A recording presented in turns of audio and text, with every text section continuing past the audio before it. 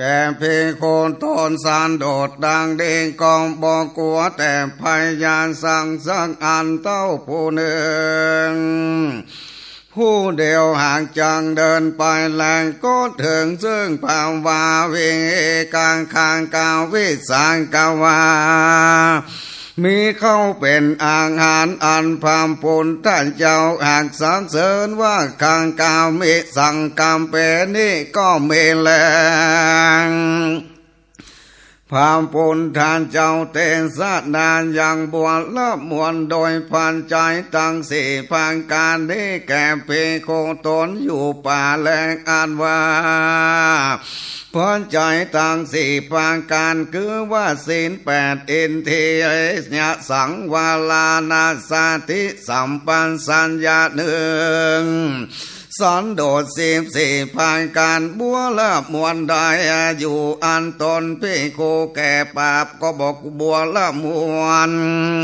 แก่พี่โคนตนนั้นแหล่งอันว่าพี่โคนตนนั้นอันคนต่างหลายดีกล่าวว่าสัตว์อยู่ป่าพันป่าว่าอันเอาแรง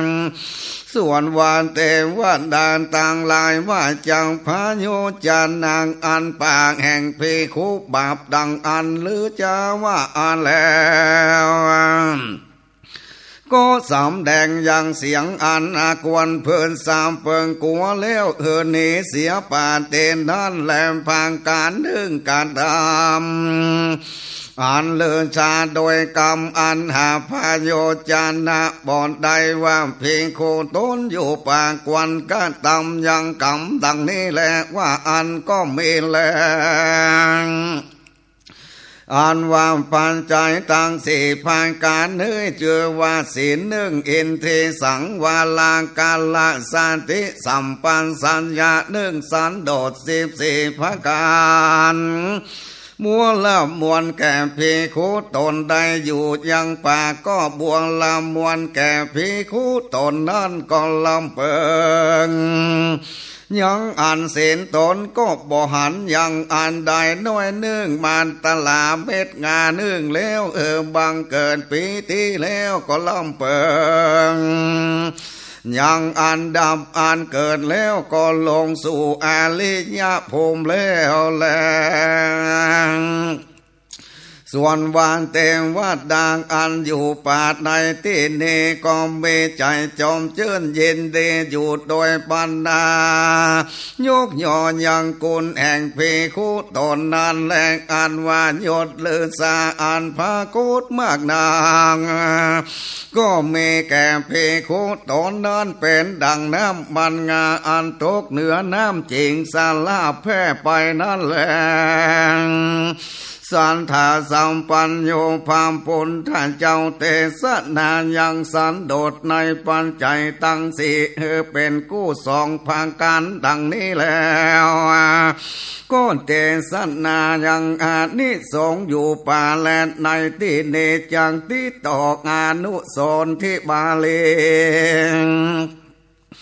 จริงกล่าวว่าเอวังโขมหาลานจาภิกขุยังตุโถโหติดังนี้ดวงกาลามหาลาชอันว่าภิกขุในศาสนานี้อันประกอบโดยสันโดษเท่านี้ก่อนแล้วในที่เนสัมปัญโยพามปุณท่านเจ้าจากเตสนายังอันภิกขุไปสู่ที่สงัดแล้วภาวนาเล่าจริงกล่าวว่าโสเอเมนาสีละคันโทนะสัมมนาการโตดังนี้เป็นตนแลมภิกขุตนนั้นอันประกอบโดยศีลขันธ์ทางอันพาเสริฐก็ดีอันประกอบโดยอินทรียสังวาลาก็ดีอันประกอบโดยสติสัมปันสัญญาอันพาเสริฐนี้ก่อนดีอันประกอบไปโดยสันโธสังอันประกอบไปอันพาเสริฐก่อนดีเข้าไปสู่ที่เสนาสนะที่สร้างงานคือป่าแลเก่าไม้สาหลอกหวยและปูโดยกูหาป่าจ้าอัมโพกาดของเฟืองก็ดี แล้วเพโคตนอันถอยอันออกมาแต่ที่เป็นตามบาทแล้วนั่งปามปันแหนงอยู่แล้วก่อนตั้งตนซื่อแล้วมีหน้าสามพอซึ่งกรรมฐานแล้วอันว่าเพโคตนนั้นละเสียยังโลภะตัณหาในโลกนี้และสามจำละจิตใจปานสาจากโลภะตัณหาในโลกนี้แรงอันว่าพิคุโตนั้นละเสียยังกรรมเคืองเกียรและเอ็นดูขูนาในสันตังหลายและจำลาจิตใจปานสาจากกรรมเคืองเกียรแล้วก็อยู่แลพี่คนตอนนั้นลาเสียยังเทนำเบนทักหักกันแล้วใส่ใจสะพอเสื่องปีติสัมปันสัญญาแล้วก็อยู่แล้ว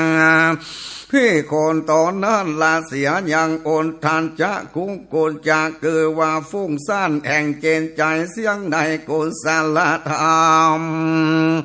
บอกเสียงเบเจนใจล่ำงามไปในตนแล้วจำละอย่างจิตใจปานสานจากโอนทันจะกุ้งกุลจะแล้วก็มีแรงโสพิโคอันว่าพิโคตอนนั้นละเสียยังกรรมสัตลังบอกเก่าดังเลิศในกุศลธรรมแล้วจำลาจิตใจปานสารจากกรรมสาลังแล้วก่อนอยู่แลแต่แลอภิชาอันนั้นได้ละเสียยังกรรมมานิวาลนาพญาป่าเปหะนะนั้นละเสียยังพญาปาตานิวาลนะคือว่าโคทาโตสะอาทินาเมทะปะหานะละเสียยังติถีนะเมนทางอุทานจ้างกงกุลจะปะหานาด้วยอันละเสียยังอุทานจะนิวาลนาเวจิเกสาปะหานะอันใดละเสียยังเวเกสานิวาลาแลสัมปัญโยภาพุทธเจ้าเทศนายังอันละเสียยังเนวลนาตั้งหลายสี่ภาการแห่งภิกขุดังนี้แล้วแลที่เนจังเตสัตนายังโอปามาเนวลนาเล่าเปิงกิ่งกล่าวว่าไสยาธาปิมหาลาจาปุริโสเอกังตายากรรมมันโตว่าใจญานี้เป็นตนแลดูกาลามหาลาดอันว่าผู้ใจผู้นึ่งกูเงินตั้นมาใส่เตือนอันว่าการก้านั้นก่อนสมเลนทีแก่ผู้นั้นแต่แลได้กินสามเต้าแต่หันแรงอันว่าใจผู้นั้นใจเก้าว่าตื่นแล้วเศษเหลือกว่านั้นเพื่อเป็นเครื่องปาดับเมียแห่งใจผู้นั้นและว่าอันกรรมปริเวณตักอันนั้นก็เกิดมีแก่ใจผู้นั้นว่าเมื่อก่อนได้ไปกูเงินต้านมาใส่ตื่นก้าการอันหนึ่งก็สมฤทธิ์แก่กูแต่กูกอดได้ใจเก้าก่อนทุกแรงเศษเหลือกว่านั้นก็เป็นเครื่องปาดับเมียแห่งกูก็มีแลนใจผู้นั้นก่อนได้ยังปาโมจะซึ่งความยินดี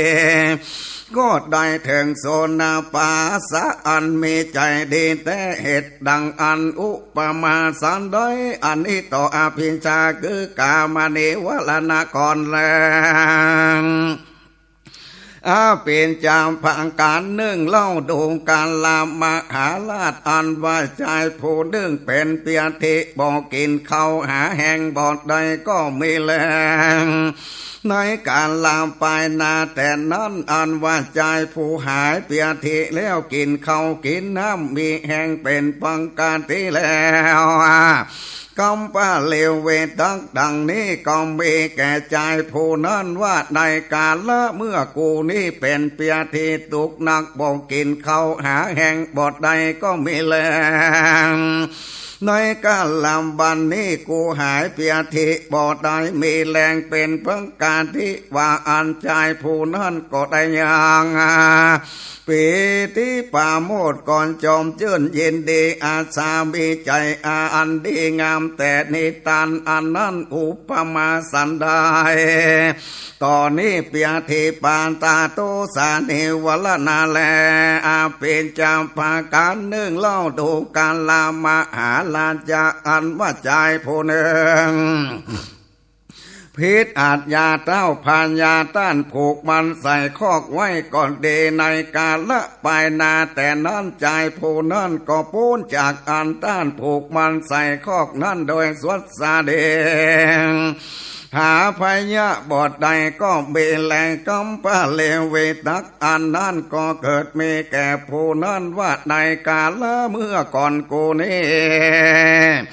อันต้านหากผูกมันใส่คอกไว้ก็มีแก่กูและบันนี้กูก็ปูนอันต้านผูกมัดโดยสวดสาเดหาพยะบ่ได้อันจังได้เสียเขาของอย่างใดหลงไปใดน้อยก็หาบทใดแก่กูและว่าอันทันแลใจผู้นั้นก็บังเกิดอย่างปีติปาโมดโจมจื่นยินดีแต่อ่านโพ้นจากโตดโพ้นจากคอกอันนั้นและอุปมาสันใดตอนนี้เจอว่าถีนาเมนทานิวาลานะแลเป็นจำพาการหนึ่งเล่าอันว่าใจผู้ดึงเป็นคาตานต้านเป็นใหญ่แกนตนมักไข่ไปในติดใดก็บอกไปใดตามใจใดและในกาละไปนาแต่นั้นใจผู้นั้นก็พ้นจากภาวะอันเป็นคาต้านแล้วว่าตัวหากเป็นใหญ่แก่ตัวหากผู้ใดใหญ่บอดใดเป็นตายแล้วเมื่อไข่ไปต่างใดก็ตามใจและกำปาลิเวทักดังนี้ก็มีแก่ใจผู้นั้นว่าเมื่อก่อนกูก็เป็นคาตานบัดนี้กูพ้นจากอันเป็นคาตานแล้วก็มีใจจมชื่นยินดีแต่นิทานอันนั้นต่ออุนทันจะนิวรณาแลงพาการหนึ่งเล่าดูการลามมาหาลาจะยังผู้ใจเนื่องปีเขาของเงินคำมากนางเทียวตังดันป่าอันใดเขาก็ยากมีภัยยะมากหนักในกาลาไปนาแต่นั้นใจผู้นั้นพ้นจากดันป่าภัยและโจรอันนั้นโดยสวดแสดงไปถึงบ้านเมืองที่สูงคาเสมหาภัยยะบอดใดกำปาลิวิทั้งก็เกิดมีแก่ใจผู้นั้นว่าในการลำเมื่อก่อนกูนี้มีเขาของมากนักเตียวตังในด่านป่าอันมีภัยโจรมากดังบัดนี้กูก็พ้นจากด่านป่าอันมีโจรมากนางก็มาถึงบ้านเมืองที่สูงกาเสมหาภัยยะบอดใดและว่าอันก็มีป่าโมดโจมชื่นยินดีแล้วก็ถึงโสบานันสะมามีอันดีงามพิคูตนปาเลสุดบาสาจากเนวลนะสีภาการแล้วบังเกิดเป็นเตปาโมดสาโสมานัสสะภาวะก็อุปมาดังอันพาพุทธเจ้าเทศนา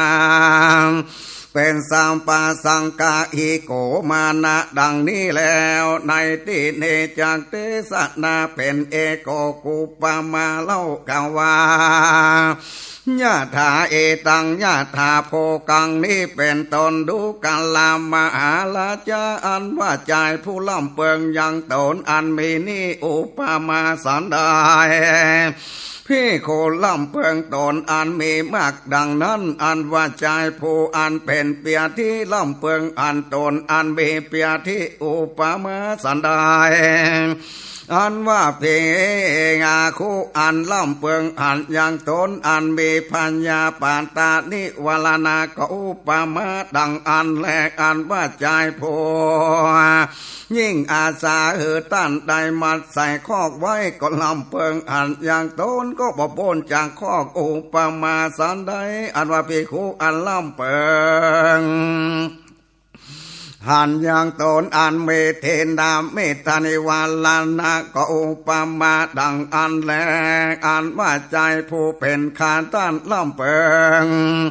หันยังตนอันปูนจางขานต้านอุปมาสันใดอันว่าภิกขุตนใดมาล่ำเปิงอันตนเนวลานะอุปมาญะดังอันแล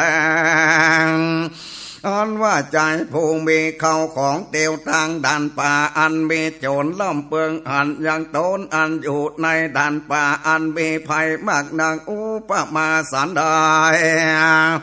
พี่โคตนอันล่ำเปิงอันดังอันวิจิกิสาเนวลนะอุปมาดังอันและใจผู้พ้นจากนี้ล่ำเปิงอันยังตนอันพ้นจากนี้ยินดีอุปมาสันใดพี่โคล่ำเปิงอันยังตนอันอาภิญจาคือว่ากามานิวาลนาได้ตนบทใดอุปมาดังอันว่าใจผู้หาเปียทิบทใดล่ำเปิงอันตนอันหาเปียทิบทใดแล้วก็ยินดีอุปมาสันใดพี่โคอันมาล่ำเปิงอันตนอันหาพยาปาตะเนวลนะบทใดในตนบทใดอุปมาดังอันแลอันว่าใจผู้พ้นจากคอกอันผูกมัดล่ำเปิงอันตนอันพ้นจากคอกอันต้านผูกมัดมาล่ำเปิงอันตนอันพ้นคอกอันต้านผูกมัดหาพยาบทใดอุปมาสันใดอันเพโคอันมาล่ำเปิงอันตนอันพ้นจากเทนบิทะเนวลนะอุปมาดังอันแลอันวานใจผู้พ้นจากขานต้านลำเปิงอันตนอันพ้นก็ยินดีอุปมาสันใดพี่กูอันมาลำเปิงหันตนอ่านพ้นจากอุทธันจานิวลนะหาอุทธันจานิวลนะบทใดอุปมาดังอันแลอันว่าใจผู้มีเข้าของอันมาล่ำเปิงอันตนอันพ้นจากด่านป่าเมภัยแล้วก็ยินดีหาภัยบทใดอุปมาสันใดพี่โคมาล่ำเปิงอันตนอันภาษาจากยังวิจิกิสาเนวลนะในตนก็ยินดีอุปมาดังอันแลดูลามบากหาลานจางอันว่าพี่โคตนได้ล่ำเปิงอันยังนิวลนะทำตั้งหลายหาพาการฝูงนี้คือว่ากามาเนวาลานาเนื่องพยาปาตะเดวลานาเนื่องเถนาเมทะเดวลานาเนื่องอุนทันจานิวาลานาเนื่องเวเกจิเกสาเนวลานาเนื่องฝูงนี้หากได้ลาเสียในตนแล้วดังอ่านมีพระญาปนจาคือว่าตูปาขาโลอันว่างอาการอันใดเย็นดีก็เกิดมีแลงปีที่สังกาลาลาสิลังอันตนตังวันพยามานาลาหิอาคำเครือกแล้วมาจาที่เกิดปุกาลันสะแก่ปุกาลาตุทานสะอันมีอาการอันเย็นดีนั่นและนามกาโยอันว่านามกายแห่งปุกาลาปิติสัมปัญโยตัสสาอันมีตนอันประกอบโดยปิตินั่นแหละนามกาโยอันว่านามกายแห่งปุกาลาตนประกอบโดยปิติวิการตาละโถมีดังอันล้อนอันกาหายอันกาดและโหติก็มีอันว่าปุกาลาคือว่าเพโคตนนั้นมีอันล้อนกาหายหากลำงับเหลื่อมใสดังอันเวเตติก็เสวยยังกาเยกาสุขเจตาสิกาสุขแลงจิตอันบ้านจิตใจแห่งเพโคตนอันมีสุขก่อนตั้งมันสันนี่แลเพโคตนนั้นอันมีใจตั้งมันสันนี่ก่อนสางดจากกามาแลอากุศลตั้งหลายแลก็เข้ายังปัตถมาสานคือว่าปัตถมาอัปปนาสัมมาทิอันมีองค์สี่คือว่าวิตังกะวิจารปิติสุขะเอกขันตาแลง เพโคตนนั้นเอมังกายังอังปิจังกายังอันนี้อาเพสันโตติมังวาเสนาเหติกองจุมปาเลสันโตติมังว่าสัมมันตาโตสันโตหิก่อนจุมลอดจูกรรมแน่ผู้เหเลติเต็มไปเหมือนดังฟุ้งไปได้ลมปาลีปาลาติถูกดองลอกจูกรรมจูไปโดยปีติสุขอันเกิดแก่วิเวกนั่นแหละบอดถูกดองดอยเนื่องบานตาลาเต้าฝุ่นพงทุลีแข่งกายะตังมวลก็หาบอดใดแก่ภิกขุตนนั่นแหละที่เนสัมปัญโยพัมปุณท่านเจ้าเทศนาอุปมาต่อองค์8ปาทามสาน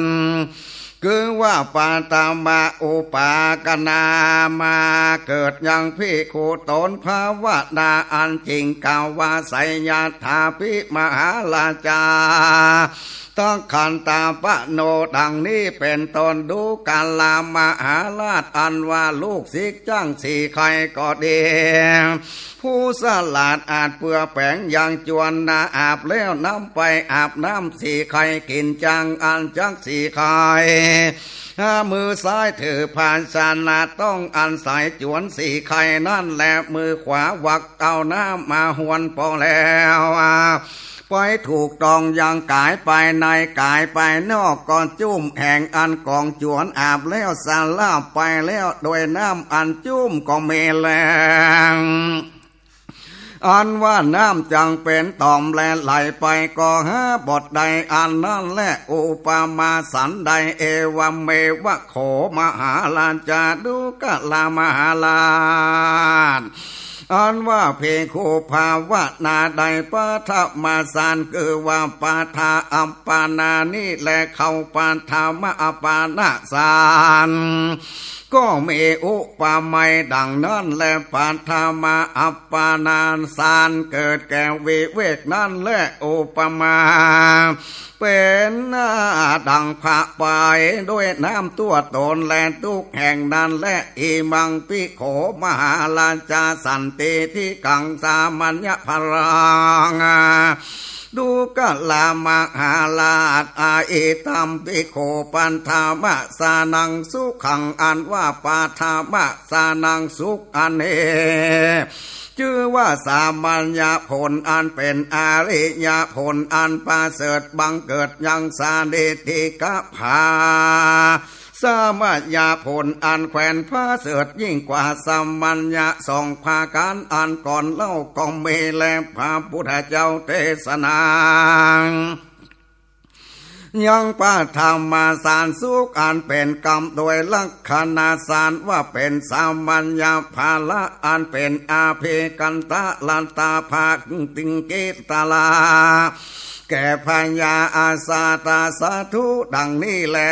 ติเนพามปุณตาเจ้าจักเดสนาตุติญาสารสุขเล่าจริงกล่าวว่าปุณนัญจาปาทาลังมหาลาจาภิกขุปิตากะวิจาลานังอุปัสสะมานิหันแลดูกาลามหาลาจาอันว่าภิกขุต้นประกอบด้วยศีลคือว่าจำเดินโดยศีลานุสาติในปาฐามสานแล้วเข้าปาฐามสานดังนี้แล้วอันจังเข้าตุติยสานจริงปาเลกรรมว่าสีลังเมปาเลสุทังสามทีแล้วขอตุติยสานได้แล้วเข้าตุติยสานอันประกอบโดยองค์สามอันเกิดว่าปิติสุขาเอกังคตาอันเกิดแก่สัมมาทิอันเมปิติเวตังเวจานอันเป็นเอโกวิตาสาวิแห่งจิตอันเหลื่อมใสไปในอาเหตุลำเงาเวตักวิจารแล้วก็อยู่แลงพี่โคตนนั้นอันยังกาลาจากาอยากอันนี้จุ่มลอดอยู่กำเต็มไปเหมือนดังฟุ้งไปโดยลมอันนั้น ถูกต้องล้อนจูกรรมจูไปโดยปีติสูงอันเกิดแก่สมาธิแหลกอันว่าบ่ถูกต้องโดยนึกมาตลาเต้าผงทุเลแห่งกายะตังมวลก็โดยปีติสุขอันเกิดแก่สมาธินั่นแหละก็หาบทใดและคือว่าพี่โคตนเข้าตู้ติยาสานบีตนอันเต็มไปโดยปีติสุขอันเกิดแก่สมาธินั้นเหมือนเป็นดังบีจุ่มไปโดยน้ำล้อจูกรรมจูไปก็มีแหลมพระปุณฑเจ้าเตสนาอุปมาต่ออังกาจาตอันเกิดนั้นจริงกาวาไสยาถาปิมาลาจาอุทาจากาละหาโตอุสิโตตะโกดังนี้เป็นตนดูกาลมาลาจาสมัญญาภาลาผูกทวนโหก็บังกอมสมเลศสาเดง